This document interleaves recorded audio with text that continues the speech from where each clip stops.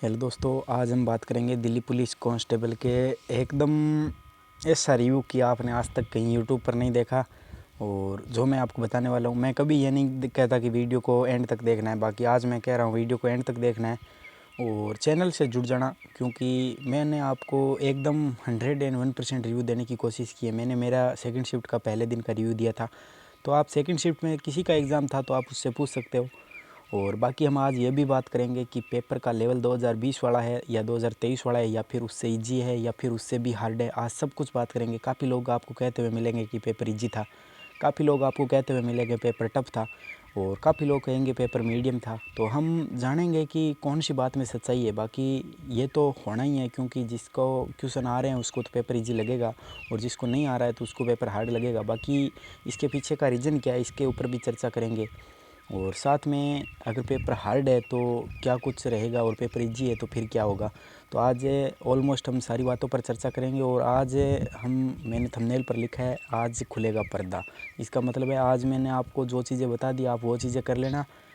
आपका स्कोर आज 50 पर है तो यकीन मानना अगर 2 से 4 दिन बाद एग्ज़ाम है आपका तो स्कोर आपका 60 प्लस टच होगा, अगर मैंने जो बता दिया वो आपने कर लिया तो। बाकी आपकी मर्ज़ी है, आपकी लाइफ आप करते हो या नहीं वो आपकी चिंता है। बाकी मैंने जो आपको बता दिया वो आप अगर कर लेते हो, क्योंकि मैंने 18 को आपको रिव्यू दिया, कल 19 का फर्स्ट शिफ्ट का रिव्यू दिया था। सेकंड का इसलिए नहीं दिया क्योंकि वही चीज़ें आ रही है, बार बार मैं आपका टाइम ख़राब करूँ। अब आप पढ़ रहे हो, मैं बार बार वीडियो लेकर आपका टाइम ख़राब करूँ, तो उससे अच्छा है कि मैं आपको जब कोई चेंजिंग हो या कोई ज़रूरी बात हो तो मैं आपको कह दूं। बाकी क्यों मैं आप किसी का टाइम ख़राब करूं, तो वरना देना था तो मैं आपको हर शिफ्ट का रिव्यू दे देता हूं। बाकी वैसा मेरा काम नहीं है, अगर कुछ चेंज होता है, अगर कोई ज़रूरी बात होती है तो मैं आपको कह देता हूं। बाकी अब हम बात करते हैं कि पेपर का लेवल ईजी है, हार्ड है या मॉडरेट है। तो देखो, मैंने आपको पहले ही बोला था कि सबसे पहले हम जीएस की बात करते हैं। तो जीएस के अंदर आप ऐसे समझो 15-16 क्वेश्चन है ना, मतलब बना देता है बच्चा। अगर नॉर्मल जीएस भी की हुई है ना वो 15-16 बना देता है। बाकी 30 तक पहुंचने के लिए बच्चे को एक अच्छी पकड़ होनी ज़रूरी है, चीज़ों को समझना ज़रूरी है, तो बच्चा 30 तक पहुंच सकता है। बाकी 30 से अगर कोई ऊपर निकलता है तो उसका एक जीएस सब्जेक्ट है ना, वो एक बहुत मजबूत पकड़ वाला सब्जेक्ट है, तभी वो बच्चा 30 से क्रॉस कर पाता है। और बाकी अब हर कोई तो 30 प्लस करना नामुमकिन है जीएस के अंदर, क्योंकि जीएस एक ऐसा ही सब्जेक्ट है जो एक अनलिमिटेड पार्ट है, इसका कोई लिमिट नहीं है चीज़ों की। तो आप समझ सकते हो कि बाकी 30 से ऊपर जो निकलता है उसका एक जीएस सब्जेक्ट है वो मजबूत रहा होगा या उसने अच्छी प्रैक्टिस की हुई है जीएस में, वो हो सकता है। बाकी जीएस का लेवल हम मॉडरेट मानेंगे। और बाकी इजी तो जीएस के अगर 15-10 सवाल इजी आ जाते हैं तो उससे पेपर इजी नहीं होता, वो तो आते ही हर पेपर में आते हैं, चाहे कौन सा भी एग्ज़ाम दे लो, 10 से 12-15 सवाल तो इजी आते हैं। वो जानबूझकर बनाते हैं इजी, ताकि जो बच्चे नॉर्मल थोड़ी बहुत भी किताब खोलिए ना, एकदम थोड़ी बहुत वो भी कर लेते हैं वो 10-12 सवाल तो। और बाकी जीएस है वो हम मॉडरेट टू हाई मानेंगे, इजी नहीं कहेंगे। और क्योंकि 10-12 क्वेश्चन हार्ड भी आते हैं जो मतलब कोई कितना भी बड़ा धुरंधर हो ना वो भी टच से मुश्किल से कर पाता है। मुश्किल से मतलब 1% बच्चा ही टच कर पाता है अगर बहुत ज़्यादा होशियार हो तब। बाकी ऐसे समझो 35 से ऊपर या 40 से ऊपर तो वे 10% छोड़ने लायक ही होते हैं, आप ये समझना। तो इसलिए जीएस को हम मॉडरेट मानेंगे। और बाकी रही बात रीजनिंग की, तो रीजनिंग के अंदर देखो ज़्यादा क्वेश्चन है वो इजी आ रहे हैं, मतलब आप ये समझो 16 से 17 क्वेश्चन है ना, ठीक है, हाँ क्वेश्चन आ रहे हैं। बाकी 2 से 3 क्वेश्चन मैंने आपको बताया भी था हिंदी शब्दावली से आगे। अब हिंदी शब्दावली के अंदर क्या है, कौन बच्चा पढ़ता है हिंदी, अगर दिल्ली पुलिस की तैयारी कराए तो हिंदी क्यों पढ़ेगा।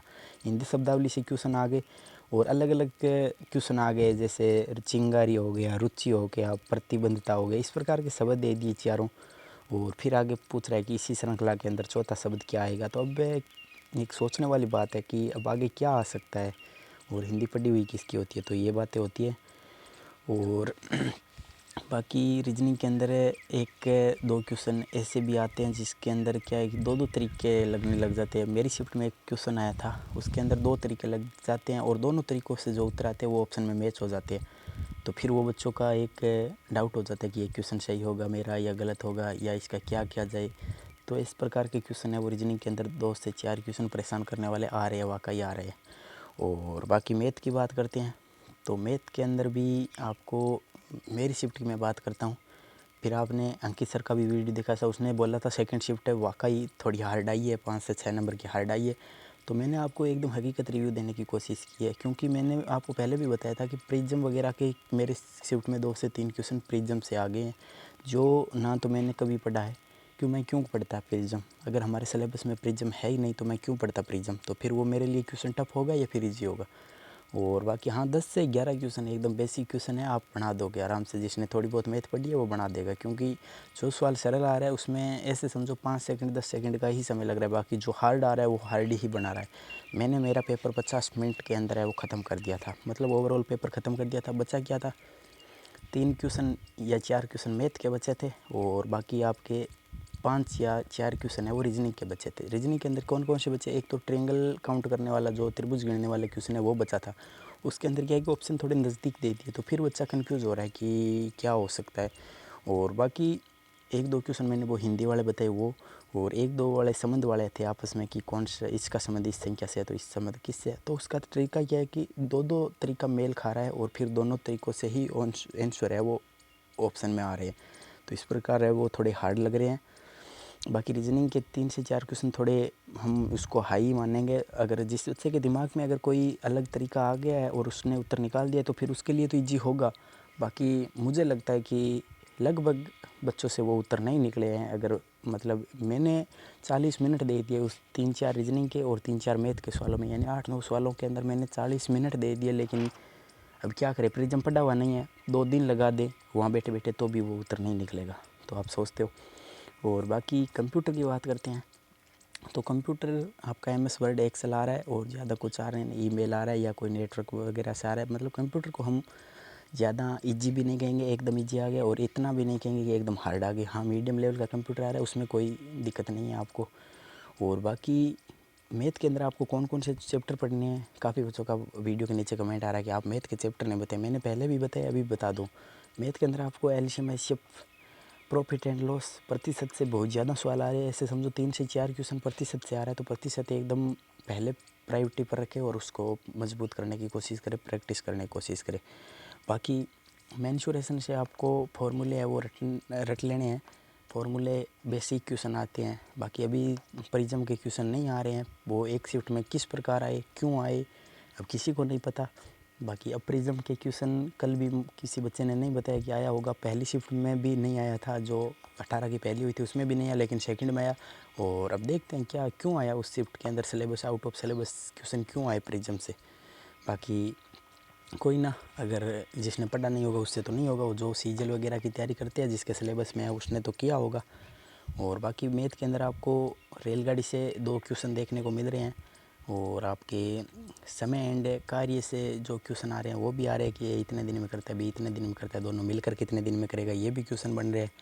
और आपके मैंने बता दिया अभी मेंसुरेशन से क्वेश्चन बन रहे हैं, तो आप फॉर्मूले है वो थोड़े याद कर लीजिए। और आपके प्रॉफिट एंड लॉस से 1 से 2 क्वेश्चन। बाकी CISI जो आपके साधारण और चक्रवर्ती ब्याज है उससे भी 1 क्वेश्चन आ रहा है। चक्रवर्ती से तो अभी बच्चे कह रहे हैं नहीं आ रहे, मेरे भी नहीं है। CI से क्वेश्चन था एकदम, मतलब 5 वर्ष के लिए 6% की दर से 450 ब्याज होता है, तो धनराशि कितनी है वो ऐसा क्वेश्चन था। वो तो वैसी क्वेश्चन था, ज़्यादा दिक्कत लेने की ज़रूरत नहीं है। और मैथ के अंदर ये मैंने मेन चैप्टर आपको बता दिया। एक बोर्ड मास से था, तो बोर्ड मास ही आप थोड़ा, बोर्ड मास को तो पता है पहले ब्रैकेट सोल्व होता है, फिर वो जो होता है वैसे आप ध्यान रख लेना।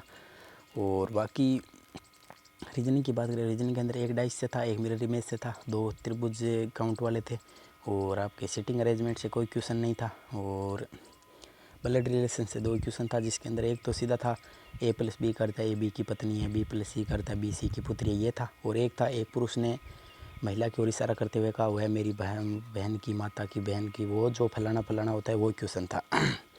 ये क्वेश्चन थे रीजनिंग के अंदर मोस्टली। और मैथमेटिकल ऑपरेशनल वाले होते हैं जो प्लस माइनस साइन चेंज करने वाले होते हैं, वो भी 2 से 3 क्वेश्चन थे। और बाकी जो हिंदी वाले थे, हिंदी वाले मैंने अभी बताया, रुचि चिंगारी वगैरह, ये आँख ले, जो आगे शब्द कौन सा आएगा, तो ये भी 2 से 3 क्वेश्चन थे। और इनका इनसे संबंध है, ये भी 2 से 3 क्वेश्चन थे। और निम्न में से विषम कौन सा है, इसमें भी दे रखा था साहित्य, 4 ऑप्शन थे, इस्पात थे, एल्यूमिनियम था, लोहा था, ढलवां लोहा था, इस प्रकार के ऑप्शन थे। इनमें से भिन्न कौन सा है ये पूछा हुआ था। 1 और 2 मैथ के अंदर दे रखे थे, इनमें से भिन्न कौन सा है, इस प्रकार के क्वेश्चन दे रखे थे। तो रीजनिंग भी उतनी आसान नहीं है जितनी हम कह रहे हैं। काफ़ी लोग बाहर आकर कह रहे हैं कि या तो उसकी तैयारी नहीं है, उसने पढ़ा नहीं है वो कह रहा है, या फिर अच्छी पकड़ है वो कह रहा है। अब आप समझ लीजिए। बाकी रीजनिंग इतनी आसान नहीं है। 3 से 4 क्वेश्चन परेशान, वाकई परेशान करने वाले क्वेश्चन है। मैथ के अंदर भी मेरी शिफ्ट के अंदर मैं बता रहा हूँ, बाकी लोगों का मुझे पता नहीं। 2 से 3 क्वेश्चन है वो परेशान करने वाले क्वेश्चन थे। और कंप्यूटर के अंदर हाँ मतलब मॉडरेट ही मानेंगे, ज़्यादा इजी नहीं था, ज़्यादा हार्ड नहीं था। कंप्यूटर एकदम मतलब बढ़िया कंप्यूटर था, बढ़िया पूछने का तरीका भी सही था। तो आराम से आप वो 6-7 क्वेश्चन बना सकते थे।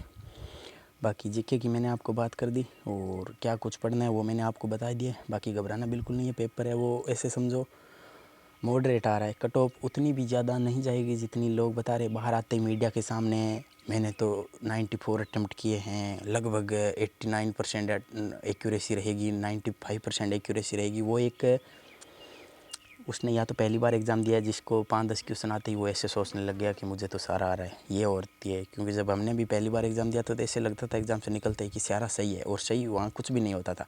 लेकिन 1-2 हमें उतर आ जाता था ना, हम सोचते थे सारा सही है। तो ये आप एक भ्रमित करने वाली जानकारी होती है। वैसा मैं कभी नहीं कहता। बाकी आंसर की आएगी तो मैं आपको अपडेट देता रहूँगा। आप चैनल से जुड़े रहना, और कोई अपडेट होगी ज़रूरी तो मैं आपको बताऊंगा। बाकी जो जीके के अंदर कौन कौन से टॉपिक है वो मैं एक बार रिकॉल कर देता हूँ। पंचवर्षीय योजना आपको पढ़नी है। अभी भी 2 से 3 क्वेश्चन पंचवर्षीय योजना से आ रहे हैं। शास्त्रीय नृत्य से अभी भी क्वेश्चन आ रहे हैं, 2 से 3 क्वेश्चन आपको पढ़ने हैं। लोक नृत्य, फोक डांस ये वगैरह ये भी आपको ज़रूर पढ़ने हैं, इससे भी क्वेश्चन बन रहे हैं। बाकी आपको किसका मुख्यालय कहाँ है, और एक आपका जो वंश है उसके संस्थापक कौन है वो पढ़ने हैं आपको। अर्थशास्त्र के अंदर 1991 का सुधार वगैरह, जीडीपी, एनएनपी ये पढ़ने हैं आपको थोड़े बहुत। और करंट है वो देखो, ये ज़्यादा पूछ रहे हैं कि कौन से ने क्या किया, प्रधानमंत्री नरेंद्र मोदी ने क्या किया, उस सम्मेलन में नरेंद्र मोदी शामिल हुए, राजनाथ सिंह शामिल हुए, द्रौपदी मुर्मू शामिल हुए, ये पूछ रहे हैं। तो अब आपको देख लेना है। बाकी स्पोर्ट्स से रिलेटेड करंट बहुत कम है, और 1 से 2 क्वेश्चन 3 क्वेश्चन आ रहे हैं, इससे ज़्यादा स्पोर्ट्स से रिलेटेड नहीं। करंट के आप समझो 6 से 7 8 10 क्वेश्चन तक आ रहे हैं। और स्पोर्ट्स से रिलेटेड आपको स्टैटिक में ज़्यादा फोकस करना है। अभी भी 5 से 6 क्वेश्चन स्पोर्ट्स से रिलेटेड है, वो स्टैटिक के अंदर पूछ रहे हैं। और बाकी कोई अपडेट होगी तो मैं आपको बता दूं। साइंस का रोल बिल्कुल ख़त्म है, कोई 1 से 2 क्वेश्चन आ जाता है, बाकी नहीं आ रहा है साइंस। तो चैनल से जुड़े रहना एकदम जेन्युइन इन्फॉर्मेशन के लिए। और आप बताना क्या मैं गलत बोला कहीं, जो मैं एग्ज़ाम देख रहे हैं, जो सेकंड एक शिफ्ट में एग्ज़ाम दिया वो थे या क्वेश्चन नहीं थे, आप ज़रूर कमेंट करके बताना। बाकी चैनल से जुड़े रहना, एकदम हकीकत रिव्यू, एकदम जेन्युइन रिव्यू इसी चैनल पर मिलेगा। आगे भी मैं आपको सब कुछ अपडेट देता रहूँगा कि आंसर की वगैरह में मेरे कितने स्कोर आए, आपके कितना है, कट ऑफ कितनी जा सकती है, एकदम एग्जैक्ट आइडिया। अभी तो कल मैंने सेफ स्कोर का एक वीडियो बनाया, वो तो मैंने फर्स्ट डे के आधार पर बनाया। बाकी क्या है कि अभी आंसर के आने पर हम एग्जैक्ट डाटा का एनालिसिस करेंगे, तब पता चलेगा कट ऑफ क्या। मुझे तो ऐसा लगता है 65 के आसपास सेफ होंगे। बाकी अब देखते हैं आगे एग्ज़ाम होगा, वो मेरी शिफ्ट के अकॉर्डिंग बता रहा हूँ। बाकी शिफ्ट ईजी भी आ जाती है तो स्कोर बढ़ना नामुमकिन क्या मुमकिन है, और हार्ड आ जाती है तो स्कोर बढ़ना नामुमकिन है। बाकी देखते हैं क्या होता है। चैनल से जुड़े रहना, ऐसे ही प्यार बनाए रखना, और चैनल को सब्सक्राइब करना, और आगे वीडियो पसंद आए तो लोगों के साथ शेयर ज़रूर करना। Thank you.